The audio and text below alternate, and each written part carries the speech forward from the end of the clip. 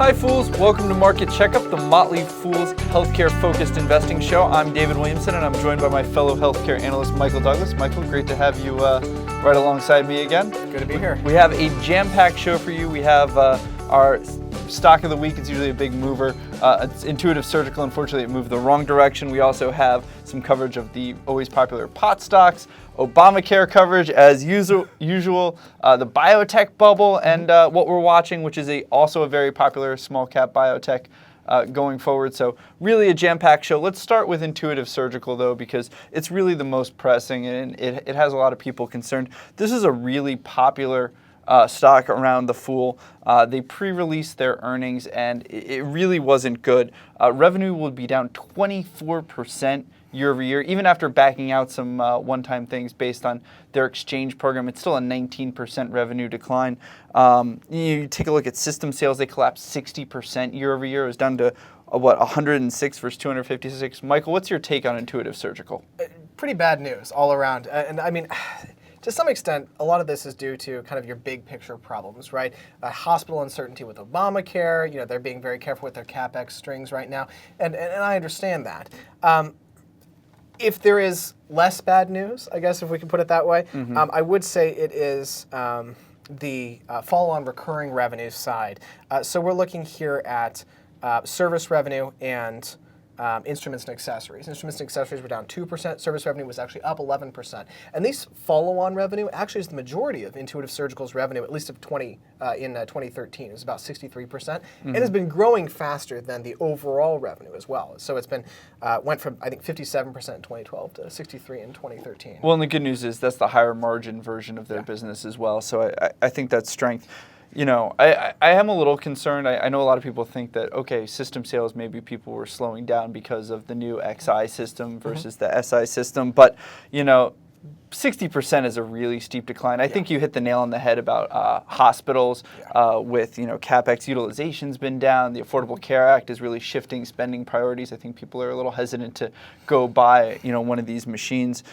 So I think there is a bit of an issue there. I don't know. I'm excited about the XI machine. I do think they will probably need a single incision platform to really break into general surgery the way a lot of investors are hoping.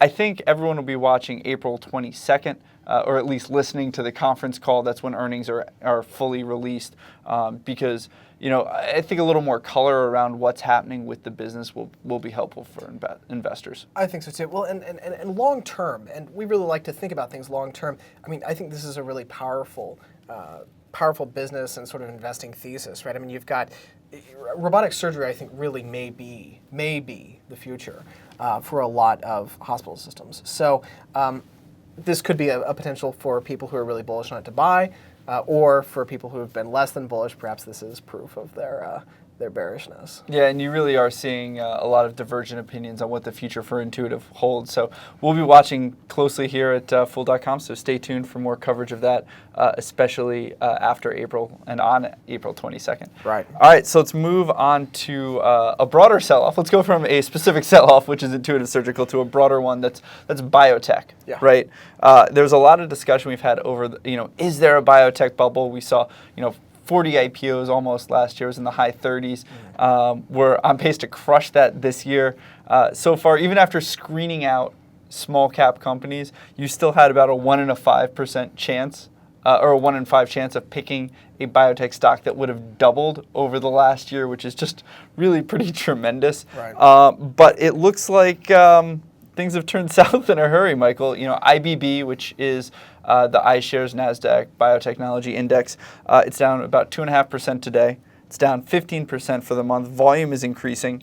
So that leads me to ask you, is the bubble popping? What should investors do? Are guns and livestock a viable plan? I think we don't need to go that far yet, or I hope so anyway. Here's my thing, right? So when you get kind of a broad, generally kind of sector-wide sell-off going on, what that tells me is that people are letting off some steam. They're taking some profits, and I understand that.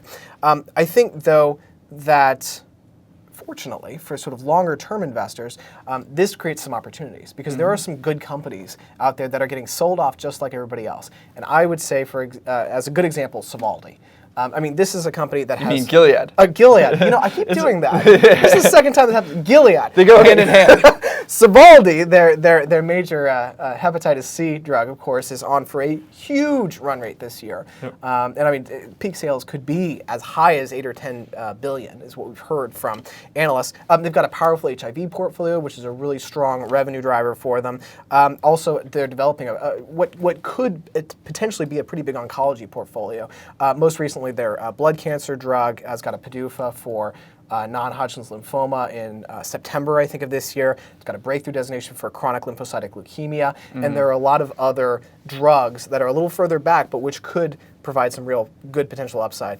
So I'm really confident in Gilead's chances, and I think that this sell-off is a great opportunity to acquire great companies like Gilead. Yeah, I think when you see a broader sell-off like this, you hit the nail on the head. You go catching that baby, right? Yeah. The baby's been thrown out the window with the rest of the bathwater. It's flying around. Go catch it. Don't let it hit the ground, you know? Right. And to me, I'm going to pitch actually another one of the big biotech stocks. I like Biogen. Mm-hmm. You know, this is a company that obviously Tecfidera is their Sovaldi, right? This is a major blockbuster. It's an oral multiple sclerosis drug. The launch has been just tremendous here. I think there is certainly room for growth in expectations for the EU launch. Mm-hmm. They have a hemophilia A drug, Electate, that I think is a nice blockbuster in waiting. It should generate, you know, 1 to 2 billion in sales. They have actually superior injectable multiple sclerosis drugs, so I think they'll, you know, franchises like Plegridy will be able to hold ground once Copaxone, Teva's version, goes generic. And I think overall, Biogen's pipeline is incredibly exciting. It's extremely risky. They're really going big game hunting with it, but there's, you know, possibly the greatest upside in the entire biotech industry. They have an Alzheimer's treatment, and yet, yes, Alzheimer's is a graveyard for drug development. Right. The best drug we've seen is solanezumab, which failed both of its phase 3 trials. They think, you know, there might be some effect in mild cases, so Eli Lilly's retrying it. Well, Biogen's drug is 10 times more efficacious than solanezumab. So there's a real chance for them to you know, get a better result. And Biogen's doing a better job than Lilly did about targeting patients with specifically Alzheimer's and not just dementia, which appears to have actually thrown off Eli Lilly's results a little bit. So I think there's certainly a lot of excitement there, but they have other drugs as well. I encourage investors to dive into that pipeline. You know, we don't really do specific price targets, but I think there is significant upside. You know, and shares have fallen, what, about 15% since the highs. So, you know, I think any sort of pullback is a great chance to really pick up shares of a great company, of any of these big biotechs that have gone on a huge run, you know, at a price that's a little more palatable than where it was just a few weeks ago. Right. All right, well, let's move on from really great stocks that we like to stocks that we don't like as much. I'm probably going to dub this segment that is a reoccurring favorite, pot shots at pot stocks, because you know, they're not great investments. You know, people ask me all the time. They're incredibly popular. People come up to me and they're saying, you know, should I invest in this pot stock? Like this one's a great name. This one is set to double. I'm sure you get that too. Yeah. And you know, there very well could be multi-bagger winners coming out of this industry, but we don't know which ones they are, and it's the Wild West out there right now. You know, you were talking about a stock that had a trading halt in last week's version of this segment. We'll come back to that stock in a moment. We actually have a new stock that has a trading halt in it this week, which means you can't buy or sell shares, and that stock is GrowLife. It's been placed on hold, and due to potentially, and I'm going to use air quotes for this because it's not me, it's the SEC saying this, for potentially manipulative transactions. It's lost some business partners in the process. What's going on there, Michael? Well, and they've also said, you know, there are concerns regarding the accuracy and adequacy of information in the marketplace. Okay, so not good news here. It's suspended until April 25th. You know, anything that's under an SEC investigation, I immediately go pretty hands off. Yep. But even before that, right, I don't think the news out of this company was it's about great. as big a red flag as you get. Right, yeah. Yeah, but even before that, I think there were other red flags. So currently, the stock has a market cap of plus or minus about 400 million, and the most recent numbers indicated about 800 million shares outstanding, which turns out to a price of about 50 cents, which is what it is. But earlier this year, they authorized up to 3 billion shares of common stock. Now, again, they did not go ahead and flood out that additional 2 billion and some change, but they authorized it. Which means there's nothing really stopping them. Right. So there's potential huge dilution in this company, and I would stay away. Yeah, I think that's a clear sign to stay away. Yeah. Let's move on to the stock that was frozen last week. It's not frozen anymore. It is unfrozen. Anyone who has held during this time period probably wishes it still were frozen. Shares are down about 25% today. They're down 50% over the last month. Here's the incredible thing about Advanced Cannabis Solutions, though. Shares are still up 350% year to date, and they're up 1,000% over the last 12 months. So obviously they've collapsed in the short term, but it just shows you the giant amount of enthusiasm in the pot stock space. What's your take on Advanced Cannabis? Well, I mean, I think enthusiasm can sometimes lead to less than smart moves, yes. right? So Advanced Cannabis. So you put this into the irrational exuberance category. Yes, I definitely would. I mean, Advanced Cannabis, for example, still has not filed a 10K from last year. They put in a note to the SEC saying, well, we really can't do this on time yet.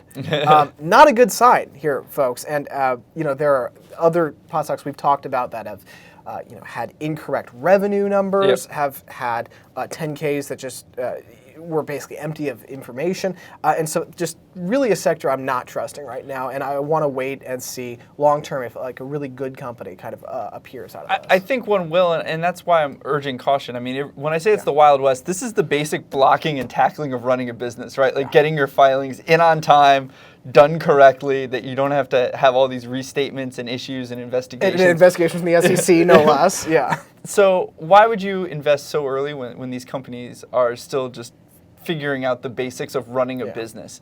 There'll be plenty of time. We'll see who shakes out. The majority, I mean, we've seen just such an explosion of pot-related stocks. Mm-hmm. The majority of these won't be around in 5 years.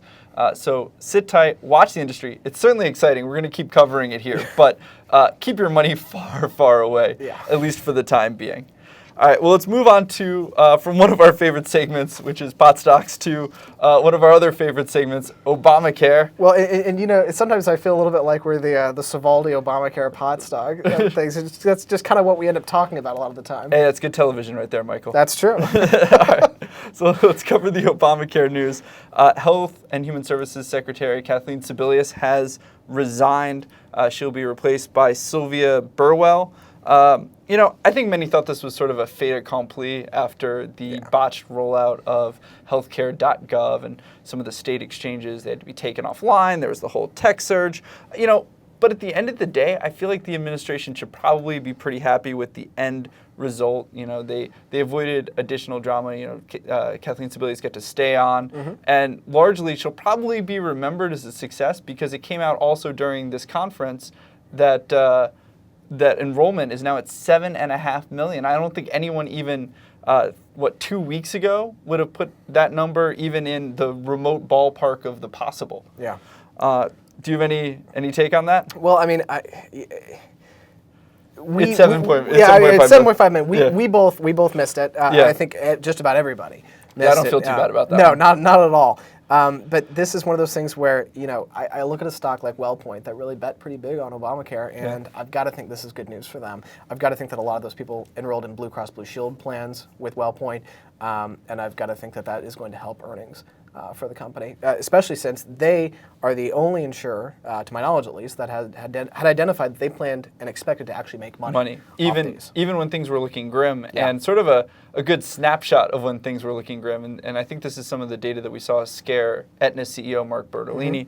Express Scripts just released their big data report, which I highly recommend everyone out there. It's a great read, infographics. It's nice. But they took a look at the data from Obamacare enrollees from October to February. They found them to be older and sicker than the general population. Expensive specialty meds were almost 50% higher in this population than on average. And another sign that it was older is that birth control was 30% lower than on average, which you would expect when you're dealing with older people.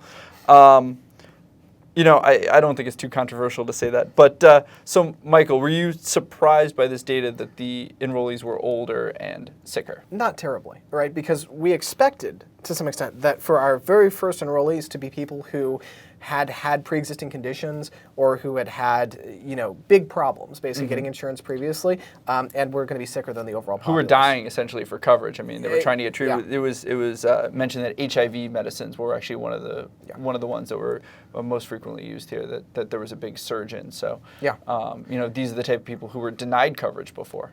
Right, and so I'm really not surprised. They are the pent-up demand that we would have expected in the beginning. I think that.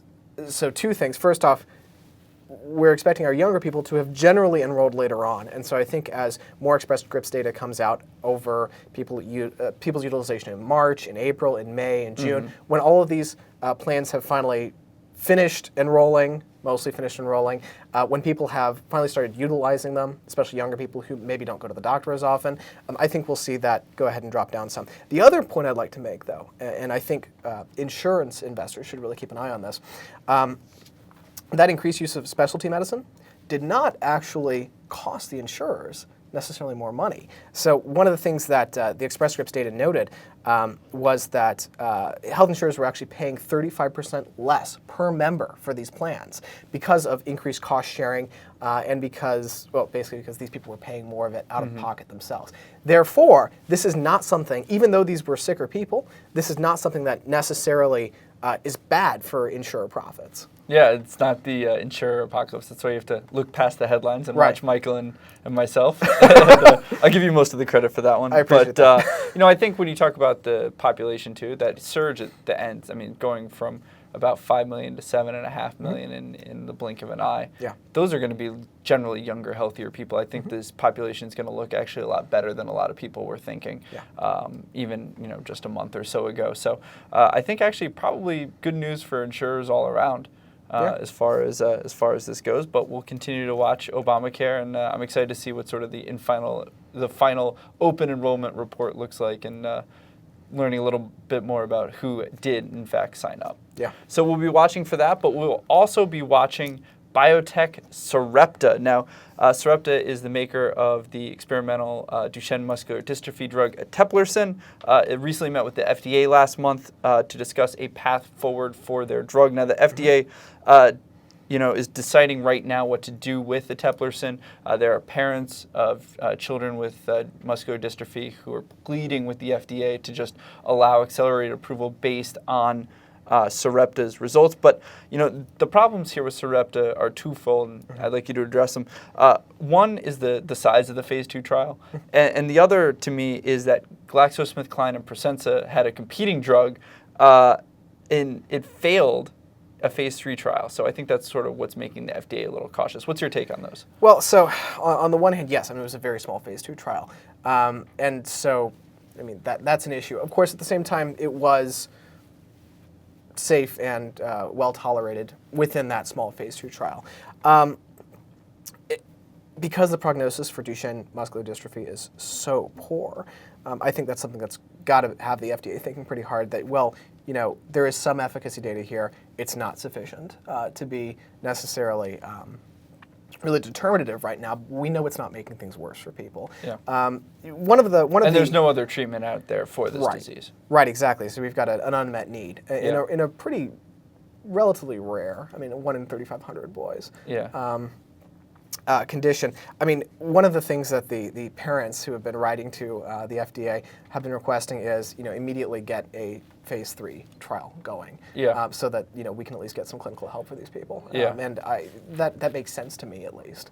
And then we can see, what the efficacy looks like. Yeah, I think ultimately, the Sarepta is a story I've been watching. It's a stock I've followed. I don't invest in it, but I do like it, and I think their drug is really interesting. I think when you take a look at the GlaxoSmithKline and Prosensa trial as well, it did fail in phase 3, but Sarepta's drug has shown better efficacy in phase 2, and what I like about Sarepta's drug is it can be dosed higher because it's essentially safer, it's more easily tolerated. So those higher dosings may actually be having more of an effect on these boys. So I think that that's helpful for Sarepta's cause. I think at the end of the day, the FDA is going to require a phase 3 trial. I don't think they'll let it go through on such small phase 2 data. My guess is that they will let Sarepta run that trial against sort of a historical marker on the other side. That the historical marker will essentially be the control group, and then we'll let some of these boys who are hoping to get on this drug into the clinical trial to get that help they need. Right. And then we can hopefully advance the drug and get something out there for Duchenne muscular dystrophy. Yeah. But the FDA should be announcing that pretty soon, so that is definitely something to watch, and that will definitely be a big binary event day for the stock. So, Absolutely. Stay tuned for that, and stay tuned to Fool.com for all your healthcare news as well. Thank you for watching Market Checkup. I'm David Williamson for Michael Douglas. Fool on.